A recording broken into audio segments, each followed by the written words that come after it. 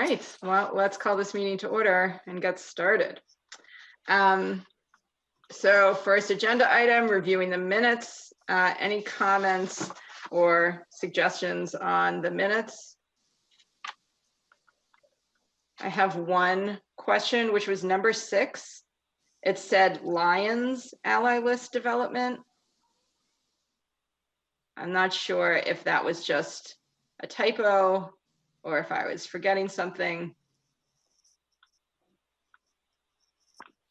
Anyone have any comments on that? Anyone see that? Kathy, this is your agenda item. So this was on number 6 from the minutes. Do you think that's a typo that Lions is there? Yes, I do. Okay. All right. So I move that we strike that from the minutes. And so number 6 just reads ally list development.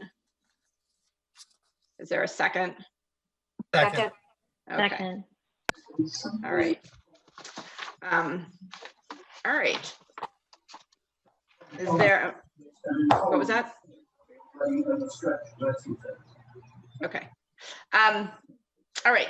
So is there a motion to approve the minutes with that amendment? So moved. Okay, all in favor?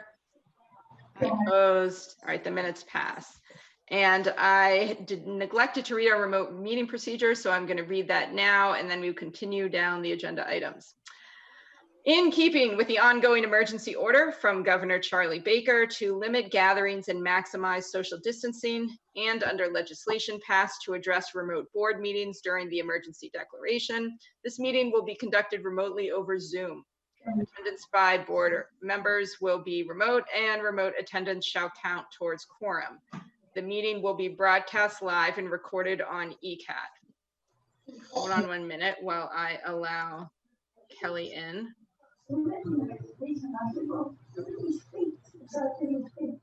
Hello, Kelly. Are you there? I think right. Kelly had sound challenges last time. Remember, we were able to chat with her. So I can go Yeah. ahead and do that. Okay. While you Why don't you continue? confirm that? Okay. I will continue. While conducting meetings remotely, we will endeavor to keep meeting operations as close to our standard procedures as possible.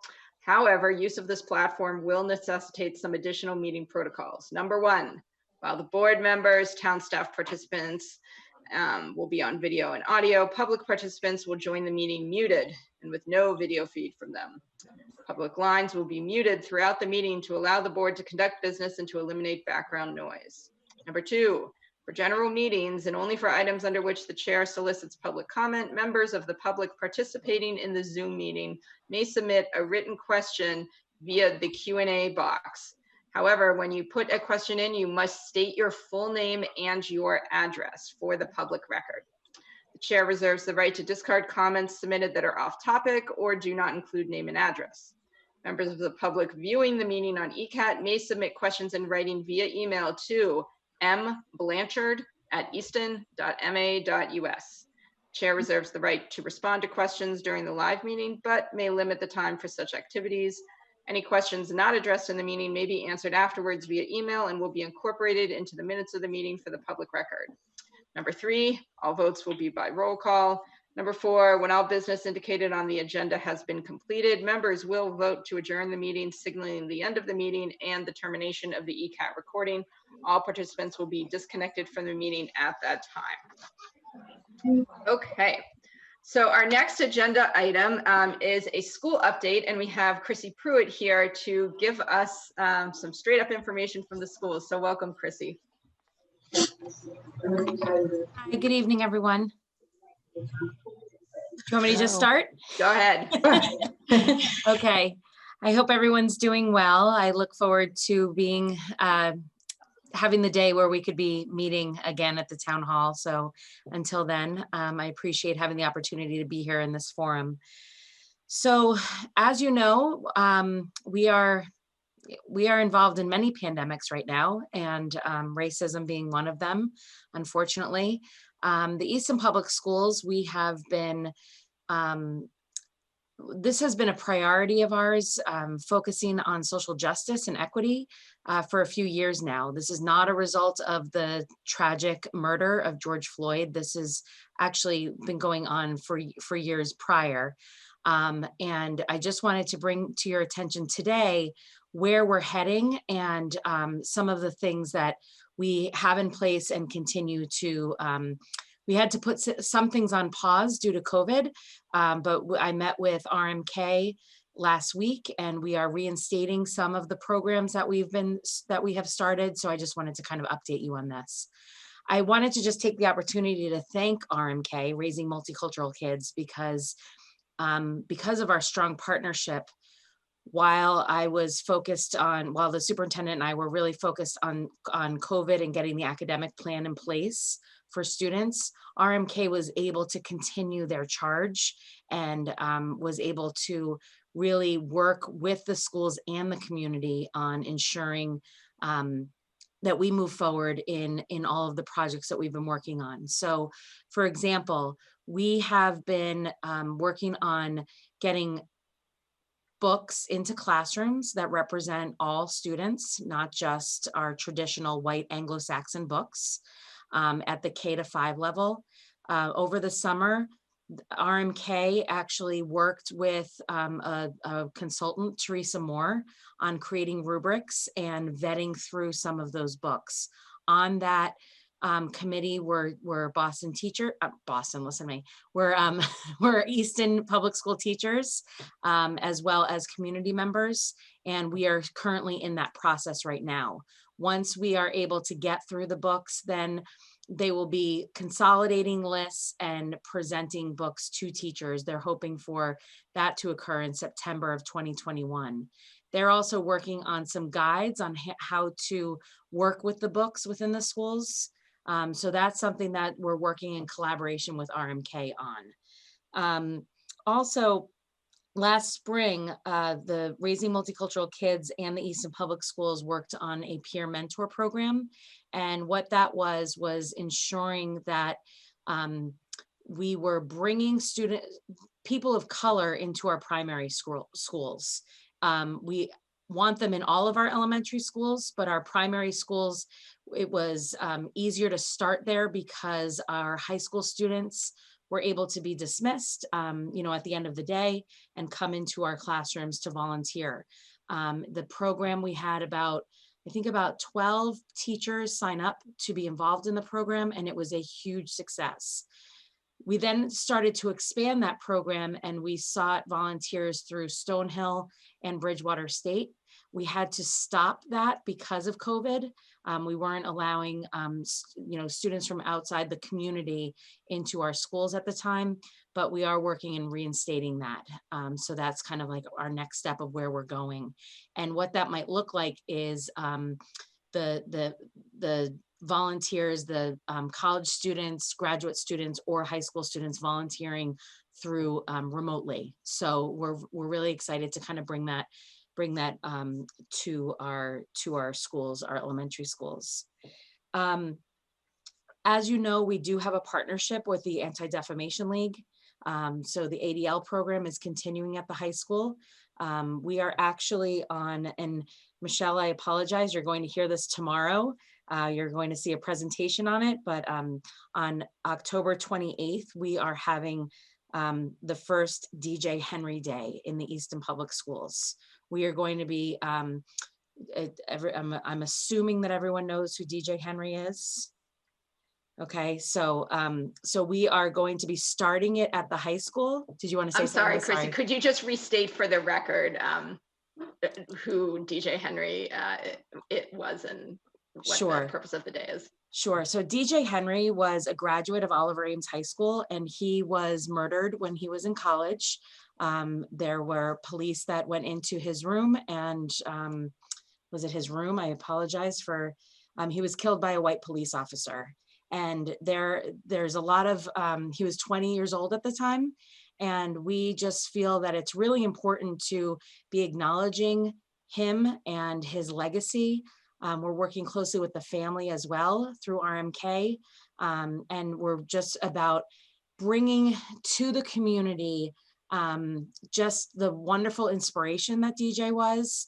And it's also, you know, he walked through the halls of our school. He was a member of our community.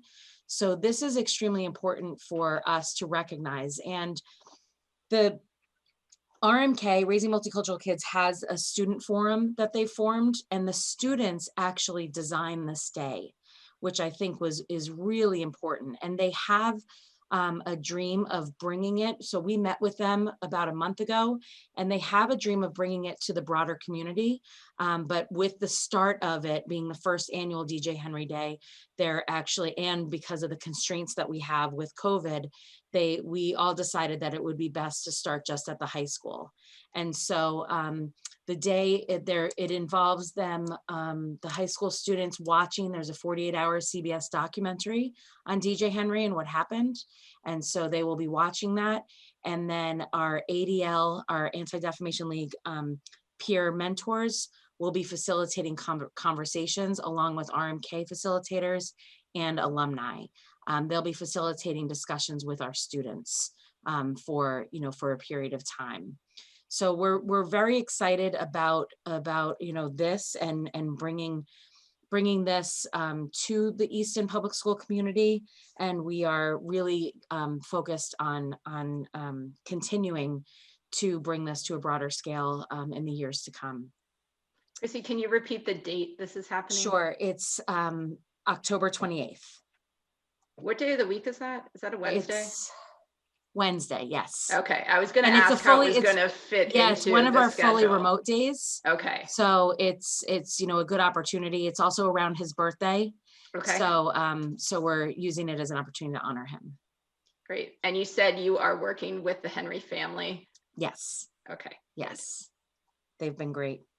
The other thing that we was put on hold last winter, or not winter, really in March, because March was supposed to be our first meeting, that we've already booked and have scheduled the dates for. So in the Easton Public Schools, we have about 20 curriculum leaders. And the curriculum leaders are in kindergarten through grade 5. We have 2 curriculum leaders per grade level. They're teacher leaders. In 6 through 8, kindergarten through grade 6, there's 2 per grade level. 7th and 8th, we have content specific, and then 9 through 12, we have our department chairs. So that makes about 20 of our teacher leaders within the district. And our curriculum leaders have always been in charge of facilitating unit writing for our teachers. So in the Easton Public Schools, we don't just take a program and teach it. We actually look at the standards, use the programs that we purchase as resources, and write our own curriculum to ensure that all the standards are being met through all of the Massachusetts frameworks are being met for our students. You know, we know that books and programs are written for 50 states and multiple countries. So we want to make sure in Massachusetts, our standards are very high. So we want to make sure that our units that we're teaching students have that same rigor and high expectations. So those units are all in either they're finished being written and they're being revised, or they are in the process of being written. And we think that it's really important that we bring in Teresa Moore. She's a consultant from Providence College. She's been working with RMK, but we also have been working with her. And she is going to work with our curriculum leaders first to start looking and helping them look at units through an anti-bias lens. So how do we, it's really important that we don't just have Hispanic Heritage Month or Black History Month, but that we're utilizing and putting this into our curriculum throughout, that we are ensuring that when we study specific scientists, that it's not just white male scientists, but that we're bringing in women, we're bringing in people of color, we're bringing in, all different aspects, and really looking at everything that we're doing from an anti-bias lens and inclusivity. So she is starting to work with our curriculum leaders come November, and we see this as a multi-year partnership with her. She'll train our curriculum leaders. Our curriculum leaders will then go out and work with our teachers. And then she will also continue working with specific teachers. She did one of our professional development. So before school started, we had 10 professional development days. And she led a session for us on social justice, and all the comments that were back from teachers and from educators within the district are, we need more of Teresa Moore.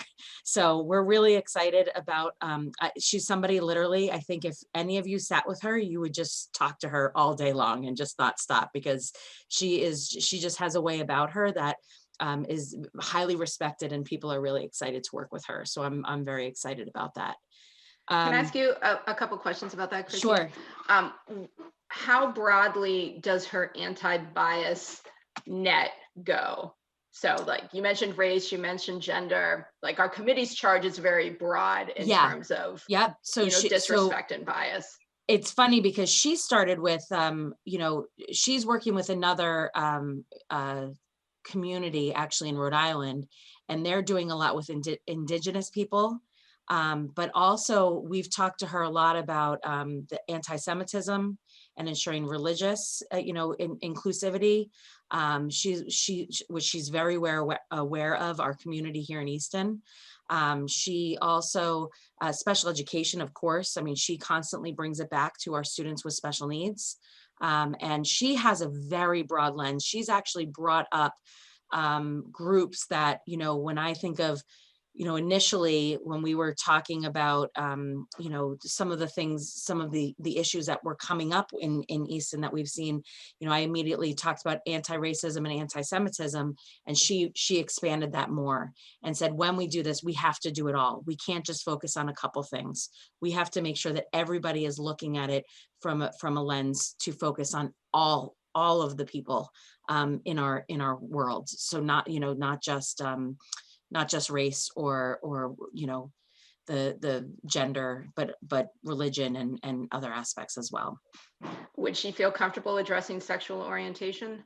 Oh, absolutely. Yes, absolutely. Sexual orientation, of course. I'm sorry, that was not one that I mentioned, there are many but of course, iterations, yes, but yes, absolutely. And then can we have an update at some point about sort of what the work is to date, and maybe some examples of what the effect of her consultation is? Sure. I know I know that the beginning work with her is really going to be some self-reflection with our own staff. I'm not sure if you're aware of the statistic, but about 93% of the teachers in the United States are white. And so there's a lot of reflection that we need to do as a community of educators. And so she's going to begin some of that work with us before we get into, the actual curriculum work. So that's why we plan this as being a multi-year process, but absolutely, I would love to come back and update you. I'm sure she'd be happy to speak with you as well, if you're ever interested in that. She's really committed to this work, and she's phenomenal. That sounds great. Yeah, we can touch base kind of over the winter and see when Sure. in 2021 is a good time for a touchback. Excellent. Can I ask a question? What is the percentage of teachers in the Easton system that are non-white? That are non-white teachers? About 1 or 2%. Yeah, it's very minimal. And we have noticed, we have identified that as part of our strategic plan is recruiting teachers of color. It is something that we are working on. We attend minority job fairs. We've talked about this at length with some of the Raising Multicultural, the RMK leadership, because a few of them, again, this was all right before COVID happened, so this isn't an excuse, but we haven't had the opportunity for some of the job fairs. They attended some of the job fairs with us, because we did talk about how a person of color will approach a table when somebody is of color more readily than others. And so that, we talked about having more of a diverse table or welcoming group at some of these job fairs. So we do attend the job fairs. It's also a huge issue in Massachusetts. The Commissioner of Education, Jeff Riley, has identified this as something that he needs to work on from a state level of diversifying the workforce in Massachusetts. And we have some ideas on the table that the superintendent and I are discussing, and just really trying to. I was at a conference and I spoke with an educator in another state, and we talked about partnering with or reaching out to some of the more diverse universities with teacher prep programs. But we have to try to entice them to come to Massachusetts. So that's where our collaboration with with DESE, which is the Department of Elementary and Secondary Education, really comes into play. So we have been in talks with the with the state level groups, and we are definitely committed to ensuring that that happens. Thanks, Chrissy. That's a great update. Does anyone have any other questions, points you want to raise? Chrissy, I do have one thing. Later on our agenda, we're going to be revisiting the religious observance calendar that we developed, because we realized our original iteration, when we did it a couple years ago, excluded weekends. And we've heard more and more anecdotal complaints from the community about conflicts on the weekend. So we were going to send out a revised calendar that covered weekend events as well. It's not finalized yet, but I just wanted to let you know, to let Dr. Cabral know that yeah, absolutely. And we will definitely send that out to the district immediately as soon as we receive it. Okay, great. Any other updates for us? I mean, we're doing a lot of work. I don't know if you want to take the time to go through some of the work that we've been working on already. But we have a lot of over the summer, we had a book club. We have 2 teachers at the middle school that are really committed to this work as well, and they facilitated a book club with about 30 members of our staff on the book Waking Up White. I'm not sure if you're familiar with that book. I think it's Deborah. What's the author's name? Deborah Irving, I want to say, but I'll look that up quickly. It's a great book. And then Oliver Ames in the spring had a book club on white fragility. So we're looking at more opportunities to bring literature in, to have these conversations. I mean, one of the things that I was talking with a school district more towards the coast on the South Shore. And when I told them some of the work that we're doing here in Easton, they looked at me and they said, oh, thankfully, we don't have that problem. And I was like, what do you mean we don't have that problem? They said, well, it's not an issue here. We don't have any of this. And I just thought to myself, I just feel so thankful to be here in Easton, where we are talking about this. We know that it is extremely important. And our staff are dedicated, and they want to talk about this, and they want to learn more.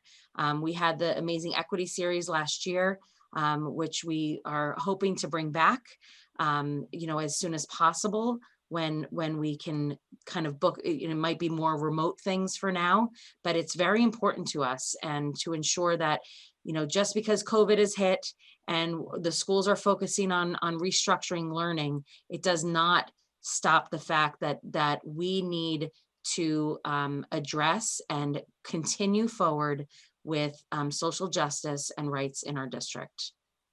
Those book clubs you mentioned, those were internal for They were staff internal. to have Yes. the conversation? Yes, I know that RMK is doing another one that I'm actually going to be sending out to the staff tomorrow. I'm not sure if you received that flyer from them yet, but it's a good series, and I can tell you the name of the book in a moment. Well, no, I appreciate hearing the update, because I was not aware of this internal professional development work. So It is good to hear that is going on, and that there's interest, and that it seems to be being received favorably. Yeah, over the past, the first 10, so if you're not aware, the commissioner changed our time on learning schedule for schools. So so from 180 days to 170 days. And that gave us 10 days of professional development at the beginning of the year. And of course, a lot of that was dedicated to planning, planning in a hybrid model, teaching remotely, but also we did focus on social justice as well. We had Letitia Fusel speak from Stonehill and also Teresa Moore, but we also instituted something that's called an Ed Camp model. And what that is people actually will type into a Google form a topic that they want to discuss. And it's not that they could be presenting, but it's really just about collaboration and opportunities to talk to each other. And during that time, many social justice topics were discussed, and you have about an hour to go over that topic with other people. And then notes are taken so that anyone who missed it and may want to look at it can go back and read the minutes or any resources that they have. And there was lots of topics discussed from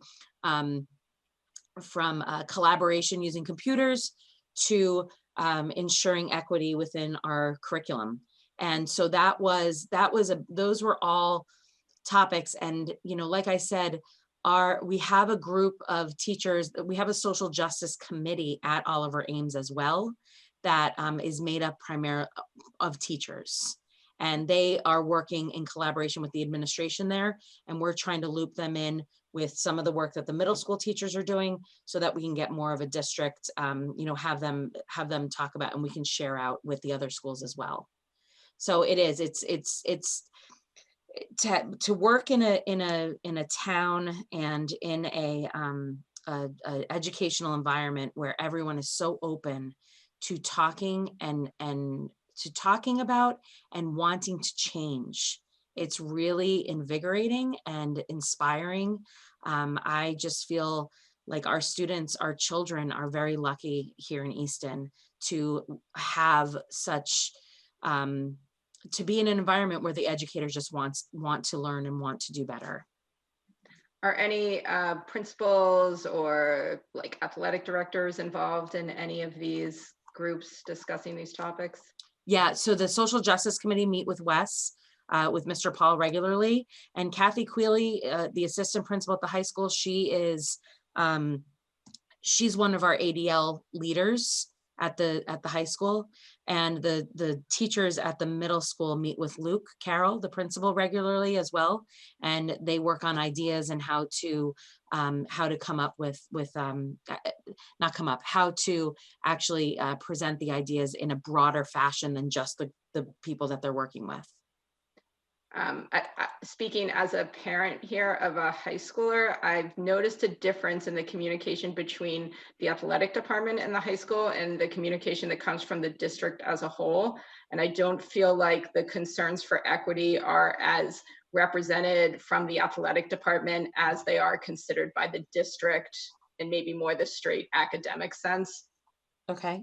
So I think it would be helpful to include Bill Matthews, or I don't know how like the chain goes there, to ensure, and all of the major extracurricular activities that both existed in our prior world and hopefully will come to exist again, to ensure that those equity concerns are being considered in that arena as well.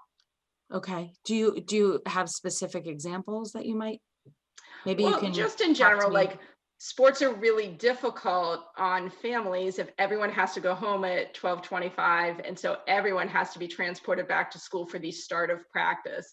Right. And the school seems to have a very, very strict attendance policy, and I understand some of that is MIAA guidance, but sort of the lack of acknowledgement that this is a very difficult time for families, and that a child wouldn't be punished if a parent can't drop everything to drive them back for practice. Like that would be an example of something that I would have hoped to see, and that I feel like came from Dr. Cabral in terms of like, we get it and we're trying to think through everything. And I felt like that piece was missing a little bit at the athletic side. Okay, that's good feedback. Thank you.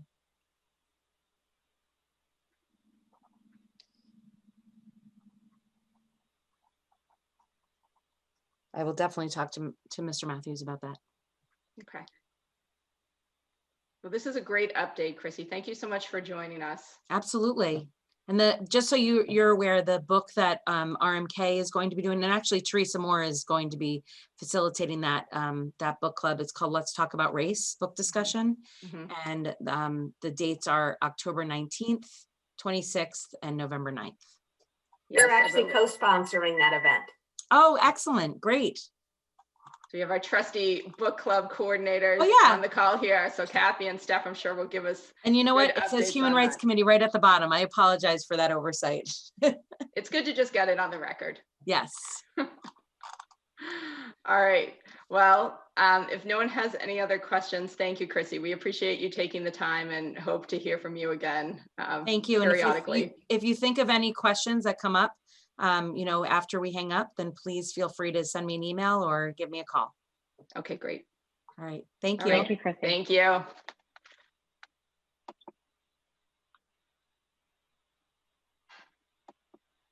Like, should I stay? Should I leave? I know, I'm trying to figure out how to like remove you without kicking you out of the whole. Demote me. Yeah. All right, I'm gonna remove you and you're welcome to come back in. I'm sorry. All right. Well, that was a good update. And Craig, that makes me think that I missed what we had talked about before about providing an update to the Board of Selectmen. So Karen and I will coordinate with you about the next meeting and the most appropriate time to do that, because I did appreciate hearing directly from Chrissy about stuff we didn't even know to ask about. Sure. Okay. Okay. Yeah, I think it'd be great if she came at least once a year, if not twice a year, just to keep everybody updated. I agree. I felt like that was very helpful. Okay. So Kelly, I assume you can hear all of us, even if you can't communicate back. But let's make sure it's in the minutes to check in for another update with Chrissy, possibly in the spring, and that Liz and Karen will coordinate with Craig about providing an update to the Board of Selectmen about what the committee has been doing and who we've been partnering with. Okay, next agenda item. HRC messaging, which is Allison's elevator pitch. Yeah, so I sent out an updated elevator pitch just before this, or maybe an hour before this meeting. I mean, we can talk about it or we can just move to approve it. It's up to you guys. So I have it up here for people to see. Do you want to talk about what is different from the first version that was sent out? Sure, the only difference is the educate bucket. We changed it. Thank you, Liz, for your input. We changed it to, I actually don't even remember what it was before, but we added the commonalities and differences part. I think the educate part was just pretty vague before we sort of narrowed it down there. Any comments?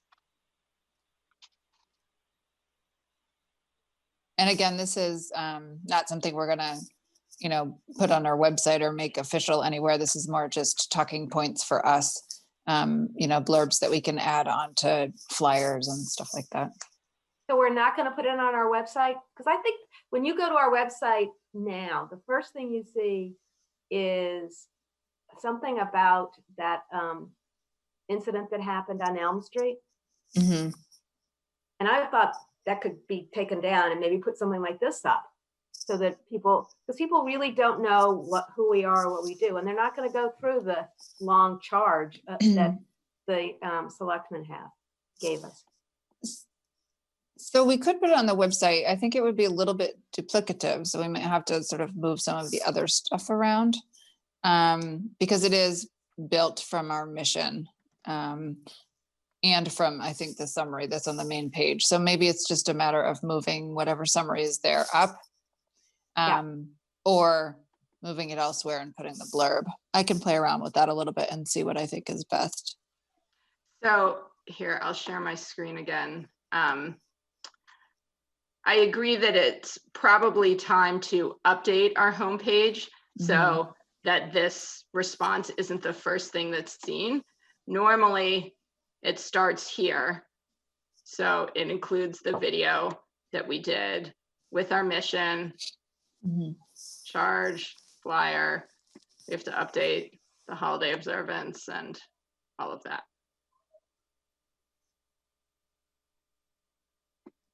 So given that, Kathy, are you more comfortable with, move that off Yeah.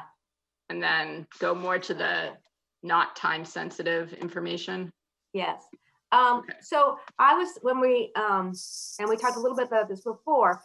So for the book club, when they introduced the Human Rights Committee, I was going to have them put this new sort of elevator speak, just describing, up on their screen so people could read that.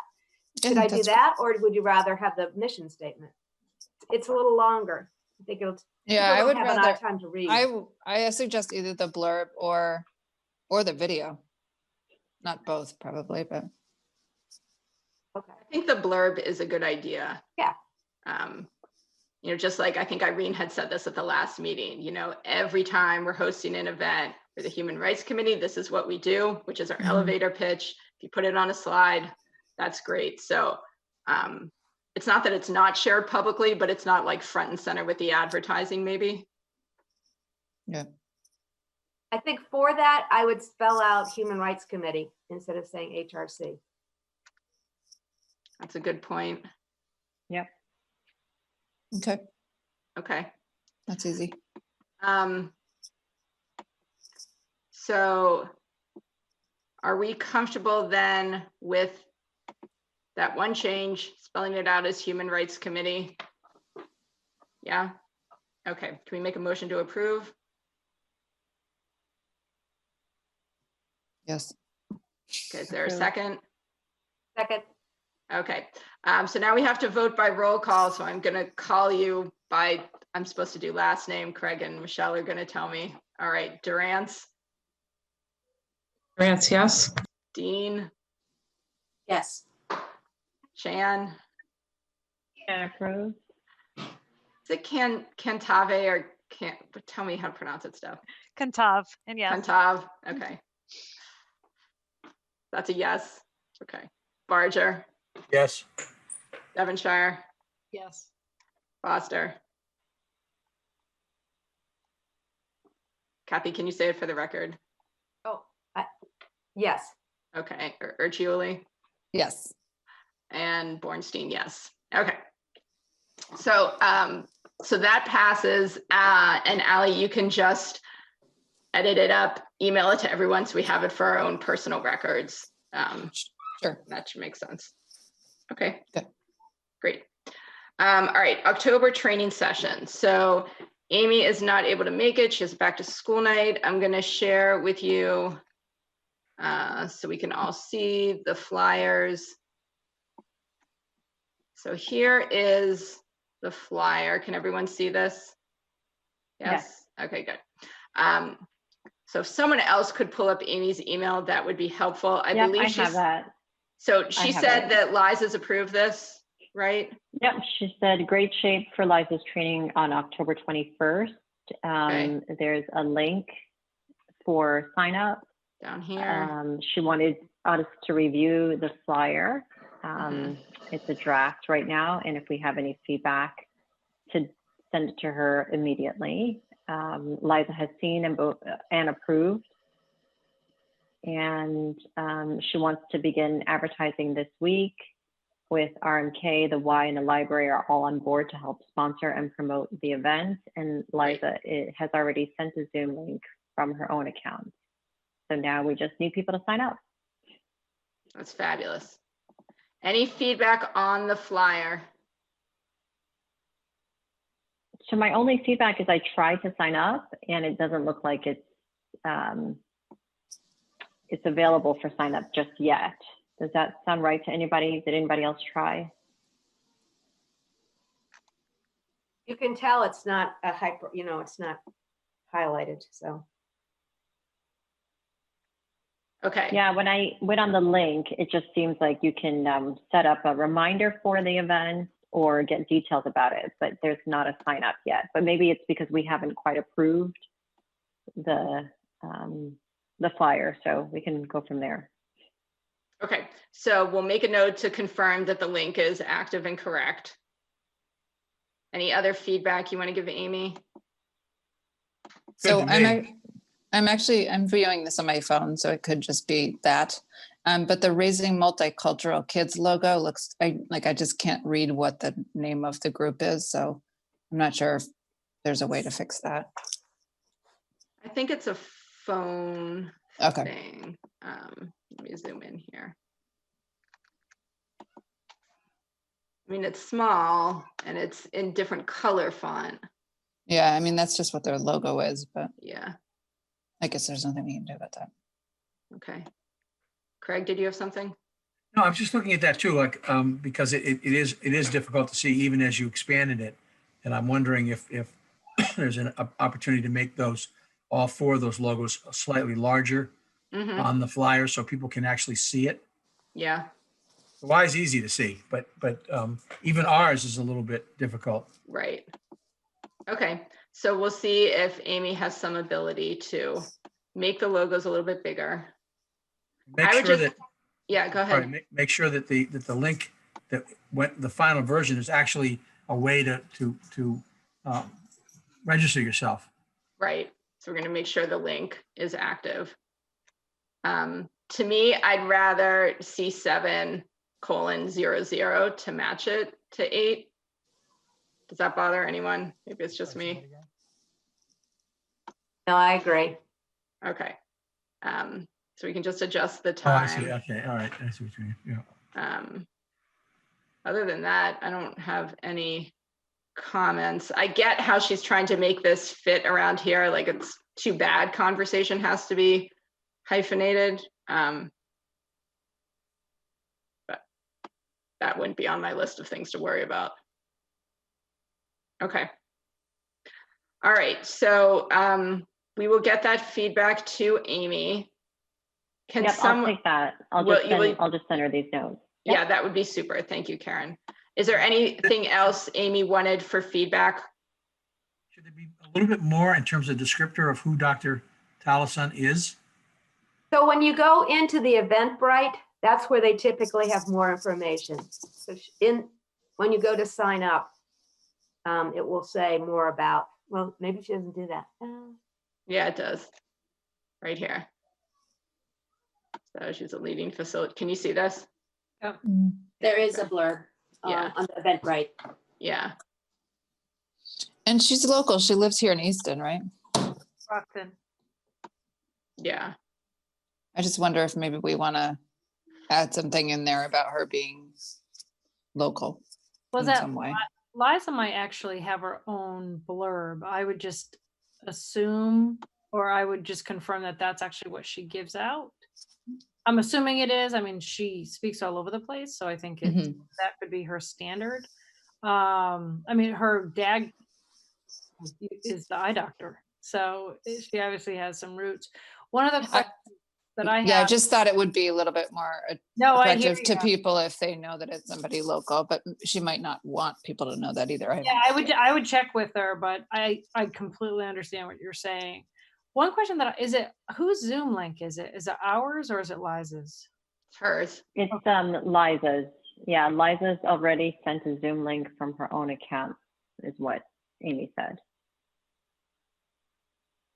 That makes life much easier. Okay, great. Karen, will you ask Amy to send me the final flyer? Because then I'll send it out to our allies. Okay, we'll do. Thank you. So there are two Okay. events. One's the 22nd and one's the 21st. No, they're both the 21st. Well, it says You're right. the That's a October problem. 22nd. What says the 22nd? Under it says The date and time. Date and time on the The Evite. Yeah. Eventbrite? Look at the Evite. Go down there to the right. It says Oh, Wednesday. you know, August- they made it like a 2-day long event. Yeah. Okay, yeah, that's important to fix that. Just Well, a and as brief, Karen said, this isn't live. You can't sign up with this yet. So she has to fix that. Okay. Yeah, just a 25-hour conversation about race and racism. I just wanted to make sure that people understood when you sign up, you're like a family. So you're signing up with you and your child or whatever. Mm. So can you say family registration or one registration per family? I guess that depends on like what the registration link says and whether they're capturing how many family members and what ages, or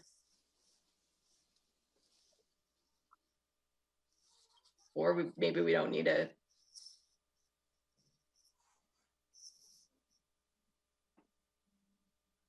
Okay, well, Kathy, can you explain again what your concern is about the family? Well, I already actually got her to change the flyer to begin with. That it wasn't clear that you're signing, that it's like a conversation that is geared towards families to participate in this, that it's not just adults, that you sign up with your child is the ideal situation. But I think it says a family conversation, and you families, if that made sense to you, then that's great. I think to me that it says a family conversation and it gives an age guideline, tells me that kids are welcome and which kids it's appropriate for. Fine. How do the rest of you feel?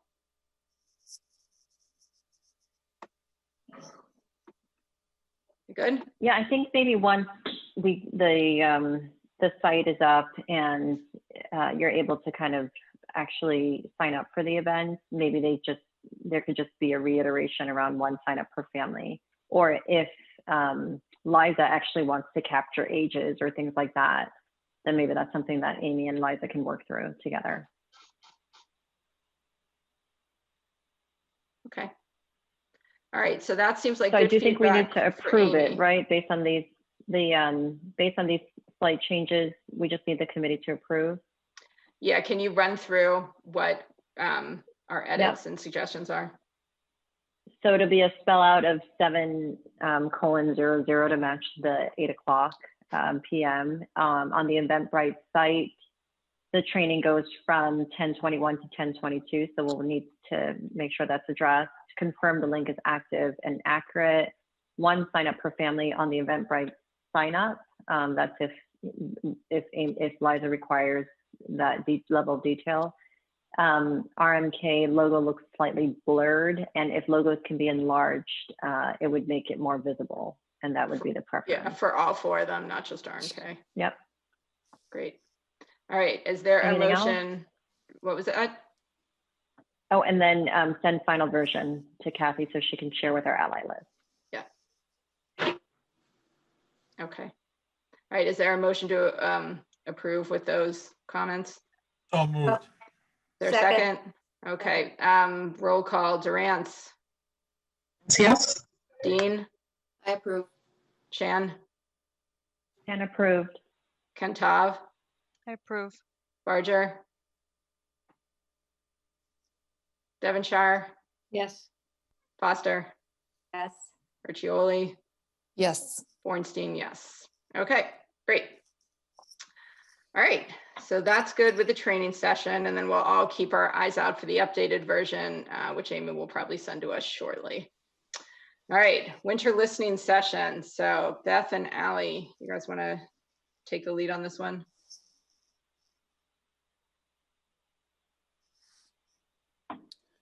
Sure. So we, the three of us talked, Beth, Liz and myself talked more about, just sort of brainstormed what we thought the topic should be and tried to narrow it down a little bit. We decided that we would try to get a speaker from Stonehill to talk about, no, sorry, Beth, you're gonna have to remind me what the title of it was. For some reason I have it written down here. No, it's on my other piece of paper. it's a great title, but for some reason I can't. Navigating religious holidays in a Christian society. And we're zeroing in on December. And Beth, last I heard you were going to try to reach out to her. You were going to reach out to her and see what her thoughts were. Did Yeah, you? we spoke on Friday, so I think it was helpful, and I can kind of fill you all in on to what we discussed as well. Great.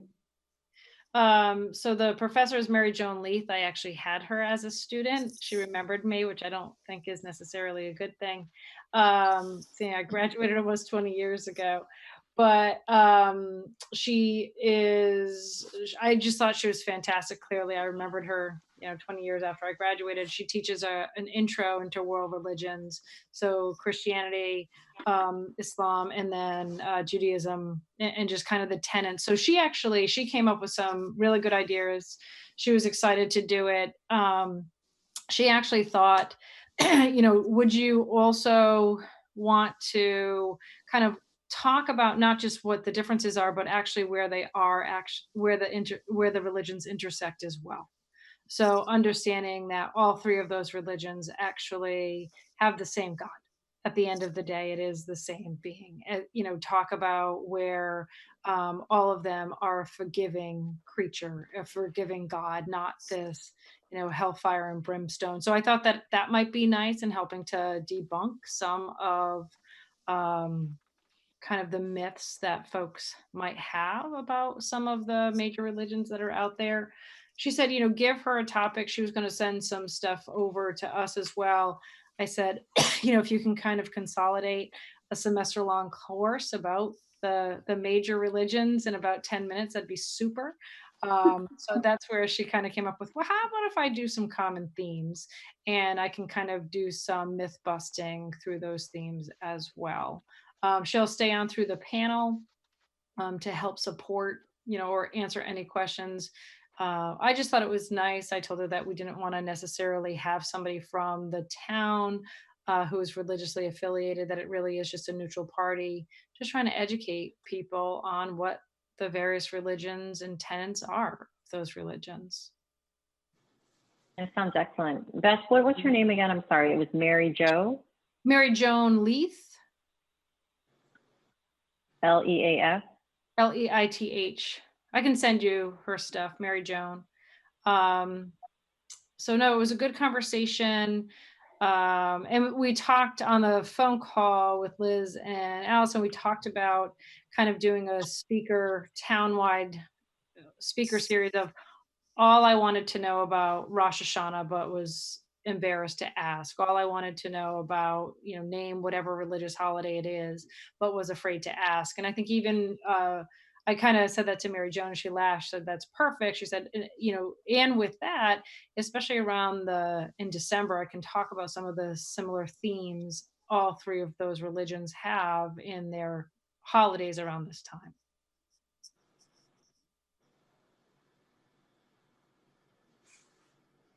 I love that idea. We hadn't talked about that commonality theme before, but I really like that, especially, it's part of our mission. So I think it ties right in.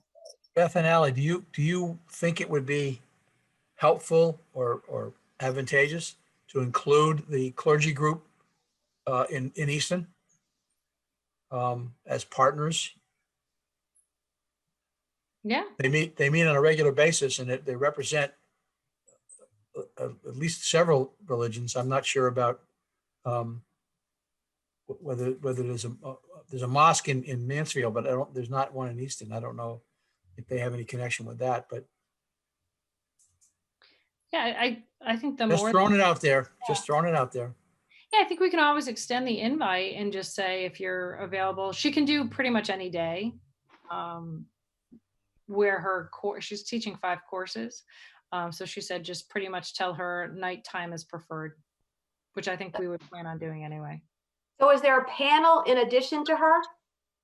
We had discussed, she kind of would give an overview, unless we all just abandon that and it's all her, but then kind of putting some practice behind it. So folks who are navigating, especially now, religious holidays, or navigating kind of Christmas in a if you're not identifying as Christian, what is that like? So talk from those personal experiences as well.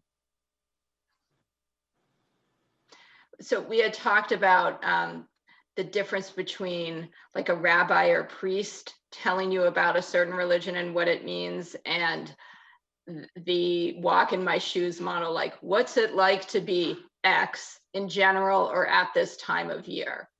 So we were waiting first to hear about the professor's availability and interest, and then we were going to shape the rest of the panel around that nugget right there.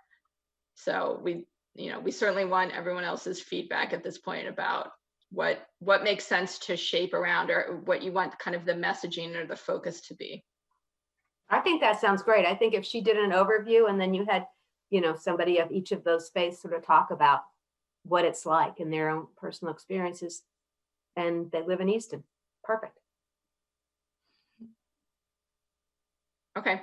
Well, if anyone has suggestions of people or personally would like to volunteer, let Beth or Allie or I know.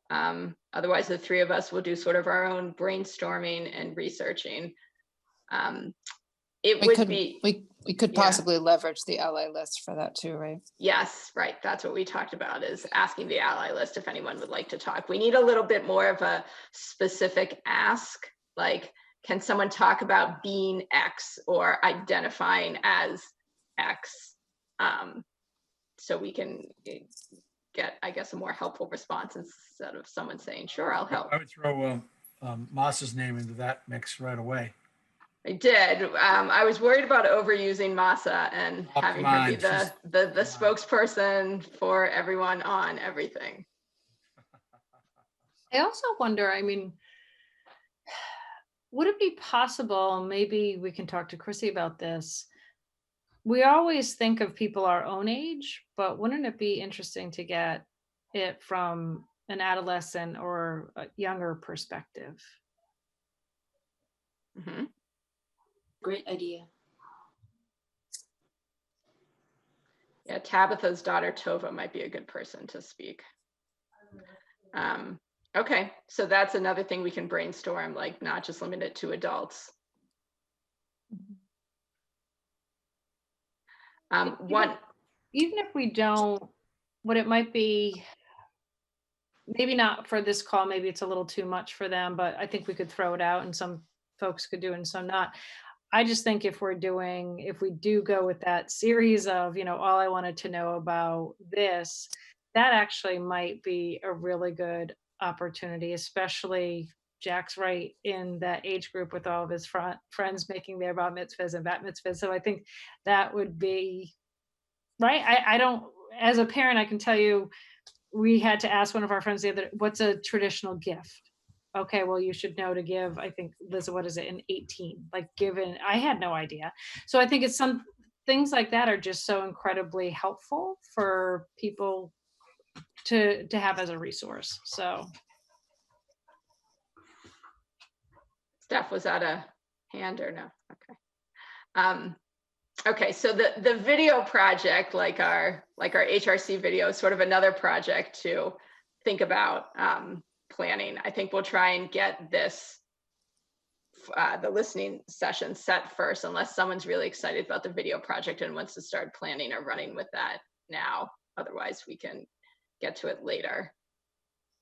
That sounds like. Liz, are you looking to have co-hosts of this like we are doing for the October event?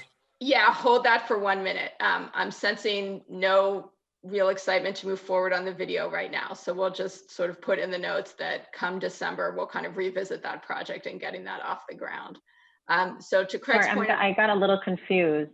So the video, what's the video affiliation with the listening session? So the brainstorming when Beth and Allie and I were talking was, well, what if you just had the like everything you wanted to know about X holiday or X religion, and we did it as like an info video, just like our HRC video. Oh, okay. Does that. So okay, got it. We could do short montages about people talking about various holidays or the religions or various practices.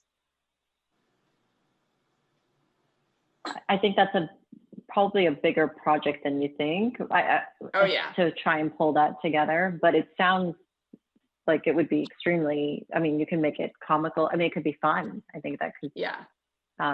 be a lot of fun, but it just seems like it could be a good amount of effort. Like Mhm. fun, because I think, you know, especially from kids' points of view too.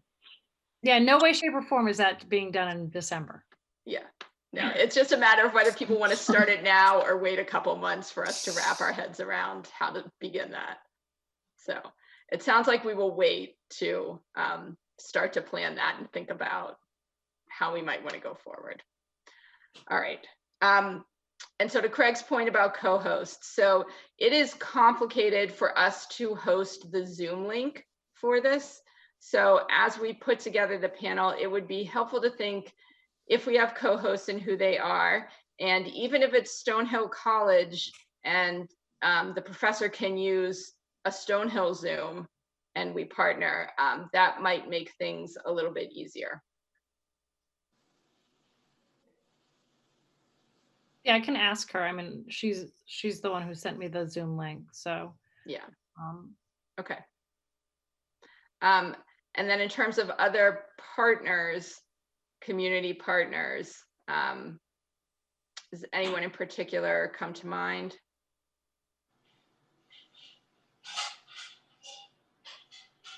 well, Craig, do you think the group that you mentioned before, do you think that would be the other partner? I was thinking that to reach out, I mean, I would be happy to talk to our rabbi and find out, you know, whether or not that would be something he would be interested in, or Liz could talk to the rabbi. Yep. And then he could then talk to his colleagues in the Protestant and Catholic churches. And I don't know whether we would then ask to reach out to the Muslim folks in Mansfield, for example, to see if they would like to have some involvement. It's just a thought. That would, I think, actually would be really helpful in terms of getting an audience, right? So if you have a clergy group reaching out to their respective congregations saying, hey, this event is happening, here's why it would be useful for our community to go and listen and attend and learn, that might be an impactful message. I agree, and I think that's the right partner to tap into the different clergy of the different religions to help us. Okay. As a start. Okay, that sounds good. Great. Do we have any other if there are any to-dos or like questions? any other clubs in the high school that might have a focus on religion that might want to participate in something like this? That's a good question. I think there is. Isn't there one? I know it last year it met after school. I'm trying to remember. Plug? Is that what you're asking about? I don't know if the clubs have started up yet, but we could check.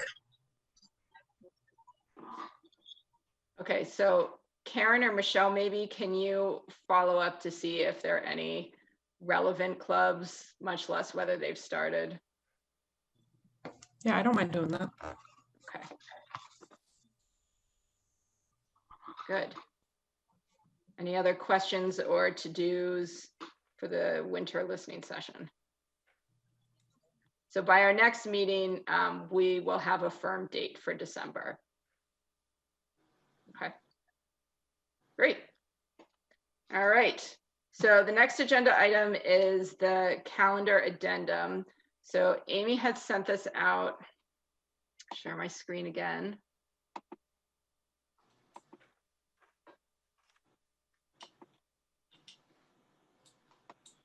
So I have not had a chance to look at this in detail. I don't know about the rest of you. I believe Amy said part of what she changed was like major holidays that fall during the school year as opposed to maybe the school week might have been the wording before, because the goal was to capture holidays that fall on the weekend that might impact both work and extracurricular and athletic activities.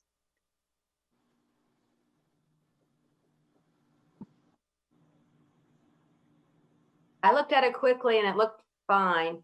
The except for she does include Christmas, which I assume is during the winter break. She has Orthodox Christmas.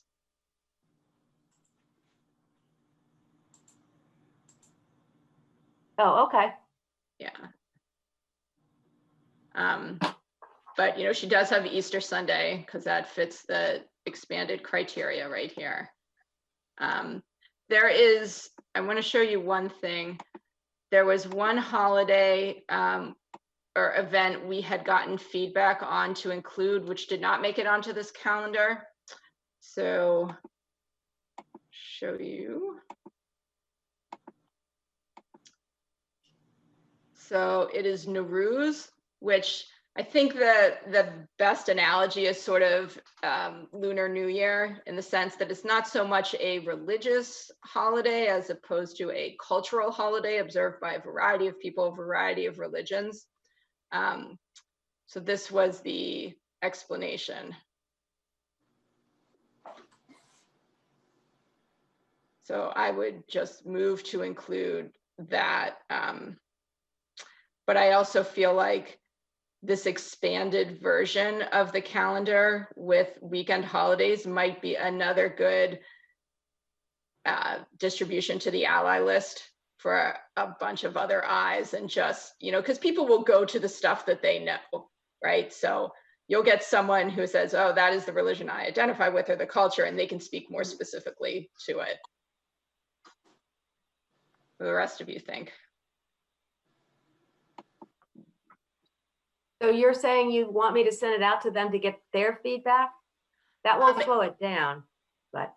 It will, but I think at this point it's, I mean, we're already kind of into the school year and we've missed some weekend holidays. So I'm okay with it being slowed down a little bit. Let me go back to what do we have for weekend holidays coming up?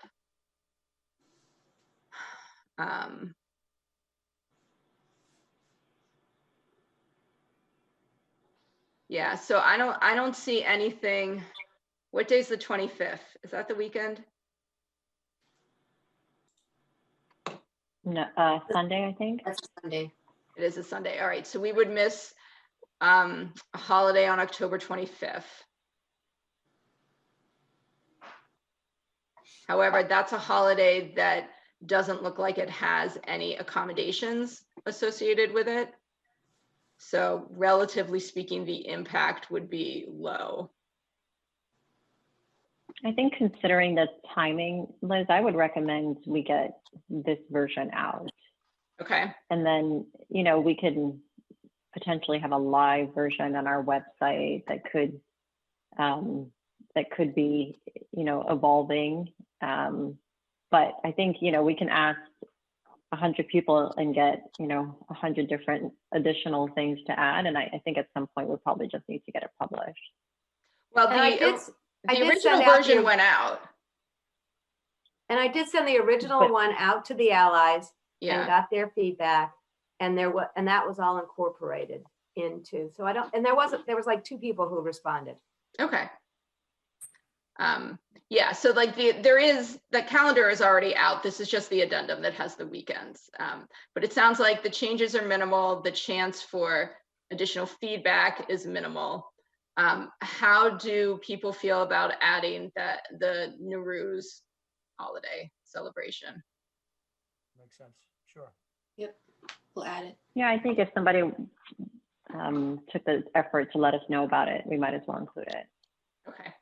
All right, so I will just remind Amy of that. She has that information. We'll add it on there. So the motion is to approve the calendar with the addition of the Nowruz holiday. So is there a motion to do so? So moved. All right, Craig, second. Second. Kathy, all right, roll call. Durance.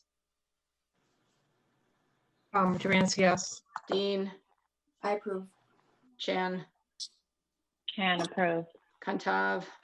I approve. Barger. Devonshire. Yes. Foster. Yes. Urcioli. Yes. Bornstein, yes. Okay. Allison, am I butchering your last name? No, you're saying it perfectly. Okay, fabulous. All right, so great. That's good with the calendar. And then Karen, can you take care? Actually, you know what? I can give that feedback to Amy because I will just CC her on that original email. Is that all right? Okay, great. All right, so the next item was this Team Harmony Foundation, which was sent to our human rights inbox, which I forwarded to all of you. Did anyone have a chance to look at it? I'll pull it up here so we can remind ourselves. This isn't so much something for us to do as maybe something to make the school and other people aware of. And Karen, I don't know if Haley's still involved with the ADL stuff, but that might be a good group to share it with. So. Yeah, I can definitely do that. She is still involved in it. Okay. So basically they're asking for, you know, student reporters to just, where's this? Trying to move the window so you can see it. A 6-part web series created by Youth for Youth. So. Pass that on to Chrissy. Yeah, I think we should. And then, you know, if Karen can share with the ADL folks as well. This seems more school-based, and we can certainly like put it on our website or share it with our allies so they can, you know, share it with the young people in their lives. But I viewed us more as just like the funnel for this, since it seemed in keeping with our mission, but not necessarily any programming that we are engaging in. Yep, I've already shared. Okay, that sound good? Okay. Any other thoughts on Team Harmony? Okay, great. Karen, you shared with Haley? Haley Okay. to share with the ADL group. Yep. Okay, great. I will follow up with Chrissy on that one. All right. Other action items. So RMK Book Club partnership. This is at the top of the list. You guys want to share what's going on? Keep us posted. So I sent, did everybody get the flyer today? Yeah. Yeah. Okay, good. So the next book is, so you want to talk about race. It's going to be on October, 2-part series, October 19th and October 26th. And we have Angela Clark and Dawn Perry, two people who, women of color who live in Easton. I think they're going to do a great job moderating this and really talking about the book. And then on November 9th, the, I guess, famous Teresa Moore that Chrissy was talking about is leading a how you apply what you've got learned from that book into your personal life. So it's gone out now to RMK has circulated it. I've circulated it, and the library will circulate it, and we'll see what we get. Great. And so that would be another thing maybe we can ask Amy to highlight on the web page. Like if we want the homepage to pop on that, since that's a new time sensitive event, that would be an option. Or if people feel that's not inappropriate, then we'll just keep the homepage more neutral. Well, I guess that's a question. Do we put our events on the homepage? So like the Lisa Talusian thing as well. Yeah, that's a good question, because we've got 2 big events coming up this. You could write one line. I think we have the preference 2 big would be events in yes. October. Yeah, I think the preference would be yes. I just think, you know, if Amy's the only person kind of responsible for the website, that then from a maintenance perspective, that might become a bit daunting for her. So I don't know if we have other folks with that capability that might be able to share in that responsibility, because I think it's a lot to just put on one person. So I think the website is a great place to market our events, but I just want to be cautious of putting too much on one person. Okay, so Craig, I can't hear you. Said we should ask Amy if she feels that's too much to take on, then we can see if there's anybody else who might be helpful. Yeah. Okay. So I can ask Amy that. I think for the website too, maybe just one small section for events and just links would be October, like for the month of October, just a short blurb with a link of what's going on for each event. Yeah, because we have our news and events link, and even if it's just the link of just saying like right here, a one-liner. Is that what you're saying, Irene? Yes. Yeah. Okay. So it'd All be a right. link to like the Eventbrite page, right? Or something like Yes. that. So they could quickly go and sign up. Yeah. Yes. It could just say something like winter listening session, the date, and then the link to the Eventbrite page. Upcoming events and then list them. Yes. Yep.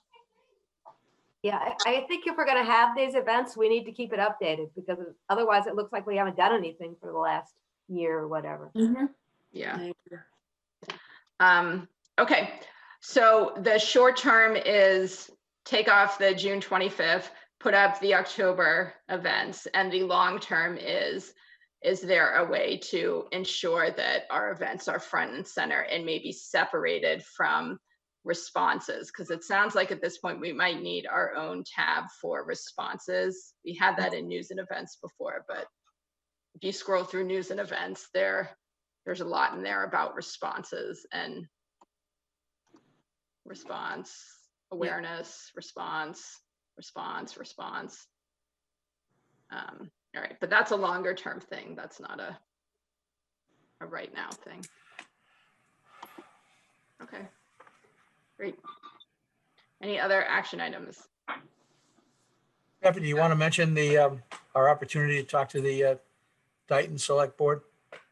Sure. Craig and I spoke with the Board of Selectmen in Dayton in September as they're looking to start up a human rights committee. My dad is a selectman in Dayton, so he had asked if I could speak, and I recruited Craig being a selectman as well. So we spoke to them and they actually approved it. It got passed through the town. So they are, having people apply now, and they're going to have seven people be a part of it in Dayton. So yeah, so it was good. I thought it was a good conversation, and they asked questions, and there was some public participation. So it was good. Right. That's great.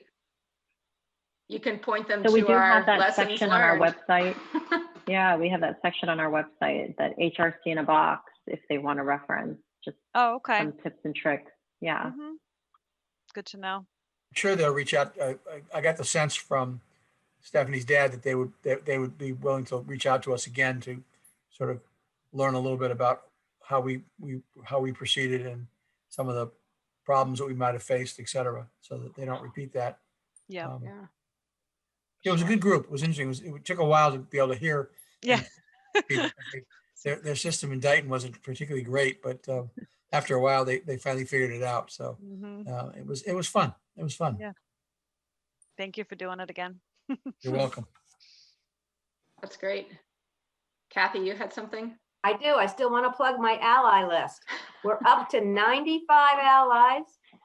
And so thank you to all of you that have been sending me names and emails. It helps if I have both the name and the email, because that's how I enter it into the database. But if you haven't, or if you have other people, remember my goal is 180. So we got a lot left to do. But I'm going to also have them advertise, like with the book club, that we're looking for allies and go to our website to indicate you're willing to participate. So hopefully, and if we have some more other kinds of events, that we can continue to try to drum up some allies. Have you asked the allies for more allies? No, I could do that. Good. Well, I like that I added that little blurb you put on yours that said, feel free to share, but I could do that. Yeah. Cool. Good work, Kathy. All right.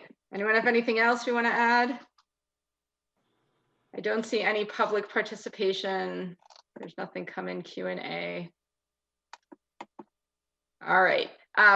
The last thing we need to talk about is our November meeting, which is currently scheduled for Election Day. It's probably not a good idea. So we should probably move that. I would suggest just to the following Tuesday, the 10th. We could also look at another night that same week. Do people have a preference? Are there any conflicts on the 10th that you know of, Liz? Are you talking about town conflicts? Yeah. I haven't looked. I can check the calendar right now. Of course, you might know how to get to the calendar faster than I can. That's not the calendar. All right, what are everyone else's thoughts about moving the date in November? Sounds okay to me. November 10th works. Yep. Yeah. I can do the Me 10th. too. Okay. All right, so we will make our next meeting November 10th, and then we will go back to first Tuesday starting in December then. That sound good? Sure. Yes. Okay, great. Quick All right. thing, quick thing, Liz, I probably should have said it under action items, but the special town meeting, November 30th Okay, at Stonehill. Notice will be coming out at the Ames Sports Complex, November 30th, 7 o'clock. do you want to remind us what this meeting's about? This is a special town meeting that usually happens in October. And it's any items that we couldn't handle last June. Okay. So we will not have any meetings on the 30th. Sounds good. Makes sense. Good. Anything else we need to go over? All right. Well done as always, team. So next meeting, November 10th. Is there a motion to adjourn? So moved. All right, second. All right, Second. meeting is adjourned. Good to see Thanks, you everyone. all. Everybody, bye-bye. Bye.